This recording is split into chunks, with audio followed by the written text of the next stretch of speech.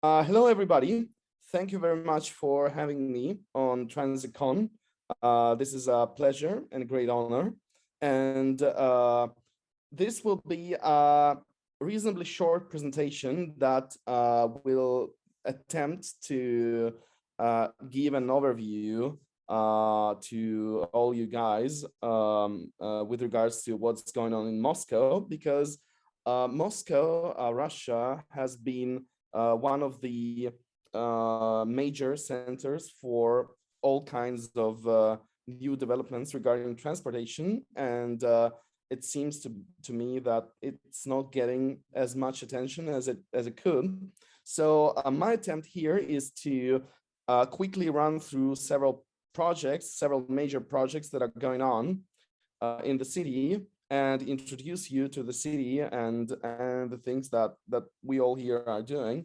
So, uh, so Moscow, capital of Russia, everybody knows it.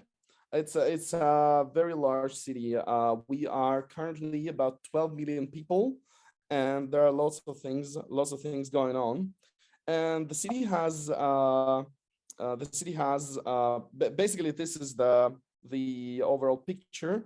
And if you go from the city center to south, it's about like, if you take the ring road, if you go from the city center where the Kremlin is to the southernmost tip of the ring road, is going to be about 20 kilometers or about 15 miles if I'm doing the maths correctly. So it's pretty big.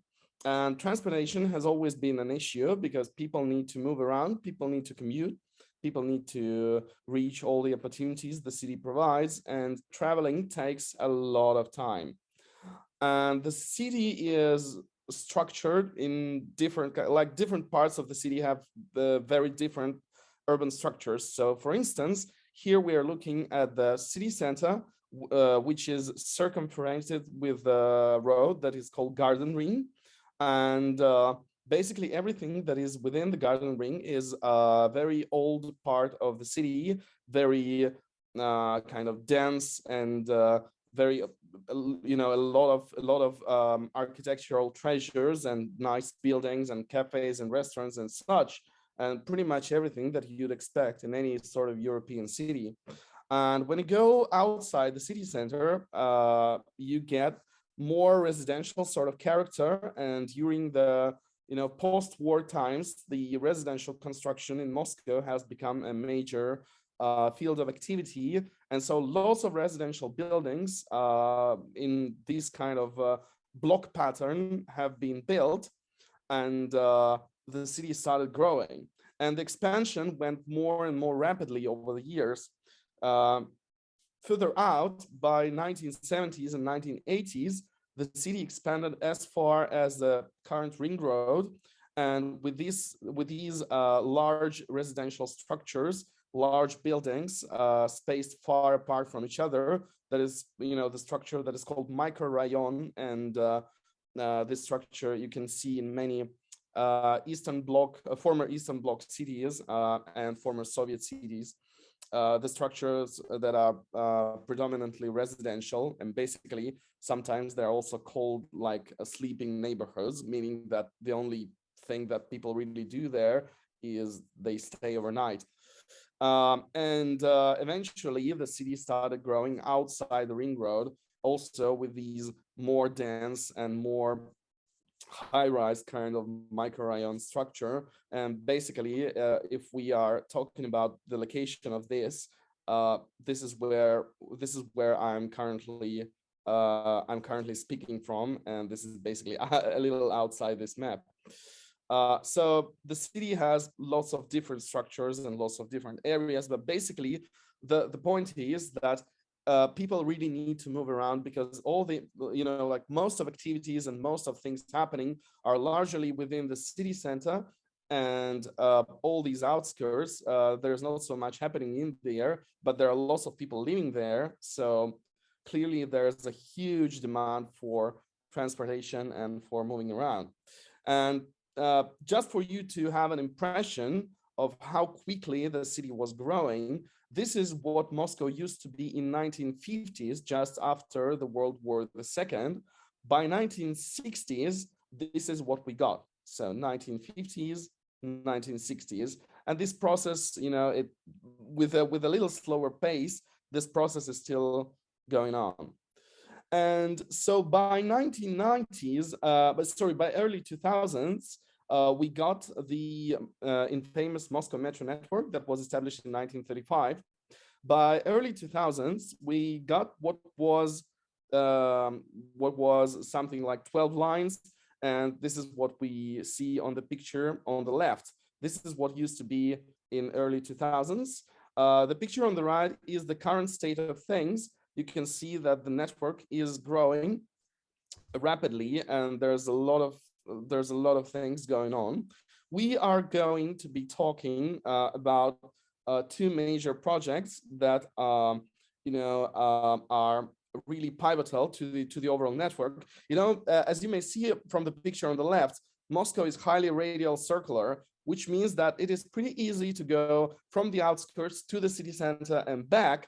But if you want to move between, let's call it pizza slices, it's not really convenient, because you need to go to the city center, and then you need to go back. And there's something going on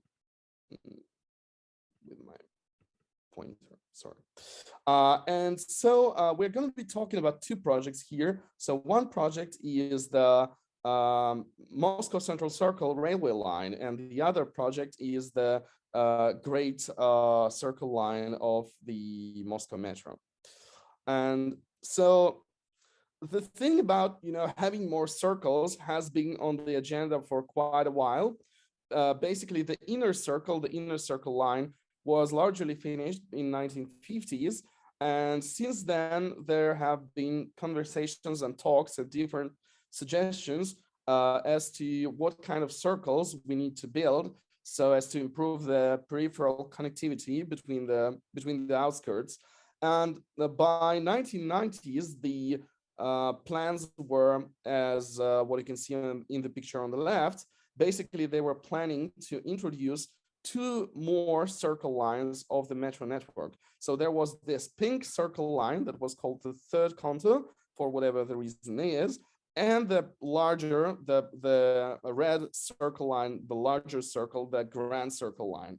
But if you compare the map on the left with the map on the right, you can clearly see the planning problem here. The planning problem was that the larger circle line was supposed to largely duplicate in the northernmost part of the city the already existing railway line. So eventually they decided to combine the two projects into one circle line that you can see on the right, that basically follows the red circle in the southernmost part and follows the pink circle in the northernmost part. And the railway line, the existing railway line that used to be a freight line for almost a century, they just decided to rebuild it as a passenger railway line. So in 2011, the first stretch of the Grand Circle line of the metro was opened. And as we are talking right now in 2022, the entire tunneling part of the project has been completed. More than half of the line is already operational, and the other half is supposed to be open by end of year today, by end of year 2022. And so Moscow Central Circle was a very specific story. So this ring railway line, it was built in 1902 as a freight line surrounding the industrial outskirts of Moscow. And it was also built with several passenger stations that were used to bring workers to the factories and back. And by 1930s, the electric tramway and the bus network of the city was already large enough so as to serve all these areas. And so they gave up the passenger services on this railway, and the railway remained as a freight circle line pretty much until 2016. In 1960s and 1980s and 1990s and early 2000s, there have been lots of talks regarding bringing passengers back, but it was only in 2016 the passenger service was reopened with 31 stations, most of them interchanged with different radial lines.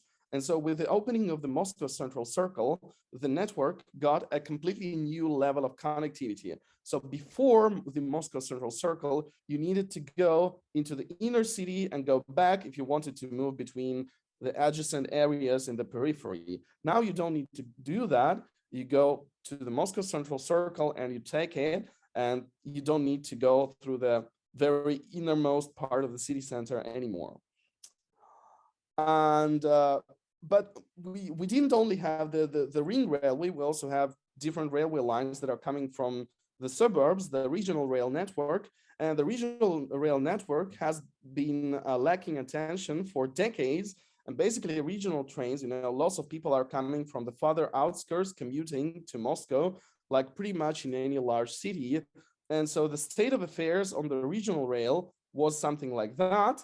The not very accessible stations, really crappy trains, and something like that. When you don't have air conditioning on the trains, this becomes a problem, and something like that too.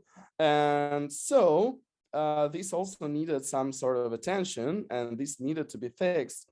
And so the Moscow Central diameters came into life. So basically, immediately after they opened the Moscow Central Circle, the city, together with Russian railways and the federal government, decided that the whole railway network needs to be completely refurbished from scratch.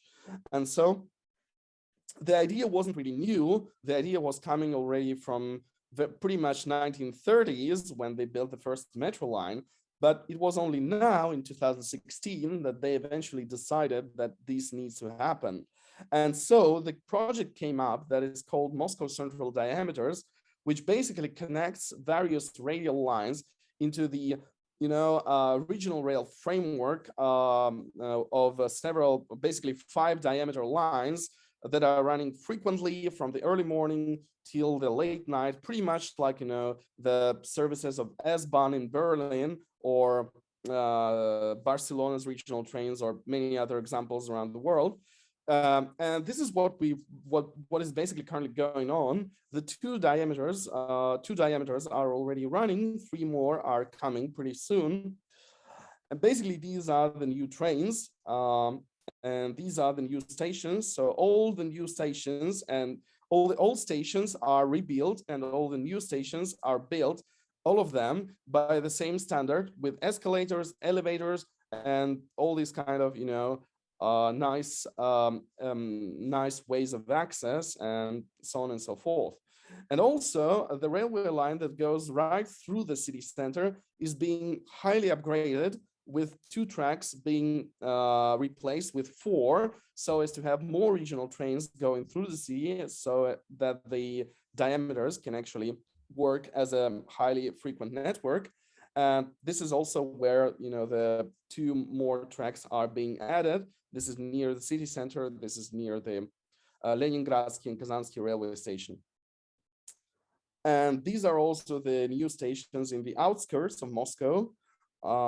This is basically one of the stations that has just been rebuilt. And you can see this is, completely modern, with escalators and with nice access and so on and so forth. There were other projects going on too. So one of them was the surface public transport revision. It started in 2016 from the Central Moscow Bus Network revision. And basically the problem with the buses in the inner city was that since 1993, we had this one-way circulation pattern introduced with all the traffic running around the Kremlin with this sort of one-way ring. And so all the buses, they were also adjusted so as to follow this pattern. And basically we got this network that you can see in the picture on the right, which is not really much useful to passengers because people do not travel in circles. And this has been largely, there have been lots of conversations as to whether we need to have buses in the city center at all, and we were comparing different cities, and we can see that Moscow metro is not that abundantly available in the city center as it is commonly understood. And for instance, if you compare with London or Paris, you get completely different levels of coverage. So we definitely need lots of buses in the city center. And we were talking about ridership numbers, and you can see that the pattern on the left is not as useful as the pattern on the right. And basically, we were introducing several infrastructural measures so as to allow the buses to actually become useful, because left turns were missing, intersections were missing, bus lanes were missing, many other things were missing. Basically, the entire road network circulation pattern was forcing the buses to do the only thing that they could do in the city center, which means running around the Kremlin in circles. And so we started from what was on the left. We ended up with what you can see on the right. So pretty much all the same buses that used to be running in the city center, they were rearranged into a pattern of 12 clear, straight, highly frequent lines that everybody can understand. And so this network has got a tremendous success, before, after, before, after. So you can clearly see the difference, and you can clearly see what was happening to the ridership. Basically, in 2016, we were starting with something a little higher than 300,000 people daily on the central Moscow network, and we reached 500,000 by 2017. And then the major street works program took place, and so the ridership slightly dropped because the service reliability has dropped. And then the street upgrade program was finished, and since October 2017, the ridership got back to 500,000, and it was slightly growing thereafter. And currently, we are at about 550,000 passengers a day using the buses in the city center. As for the streetscape improvement, the My Street program was a major street refurbishment program that basically brought public space back to the city. Places like this, for instance, it's hard to imagine that 10 years ago, this used to be a large parking lot in the city center, and now this is one of the most popular public spaces in the city of Moscow. Used to be like this, now it is like this. Before, after. Before, after. So clearly things are going, and lots of streets were refurbished, and the traffic was completely removed from several central streets, and some other major roads, they were downgraded in order to bring more public space back to people. And so this is, for instance, the garden ring. By the way, if you see gardens in the city, you are not on the garden ring. Garden ring is basically a very large stroad that goes around the city center. So this was before, this was after, before, after. You can clearly see, for instance, this is a very usual topic for ex-Soviet cities. You can clearly see that before there were no pedestrian connections across the square. So in order to cross the street, you needed to go down into the pedestrian tunnel and then go out with another set of stairs on the other side. This is clearly inconvenient for lots of people, and the disabled cannot use these kind of crossings. So clearly we needed to bring back the pedestrian connectivity, and so you can see that after the square refurbishment, you can see all the pedestrian connections restored. But eventually, not only nice things are going on, there's also a large program on highway construction, and for some reason, it was decided that we need to introduce more highways in the city. And so there's currently this program of more than 100 kilometers of new roads, something like around 80 miles, if I'm correct with the maths. Basically, there are these 4 major highway roads that are currently being built. And so basically we're going to have these, and this is supposed to kind of improve the traffic conditions, but we all here know that this is not what usually happens out of these kinds of projects. So this was the brief overview of what's going on in Moscow, and thank you very much for your attention, and I'm available to answer any of your questions.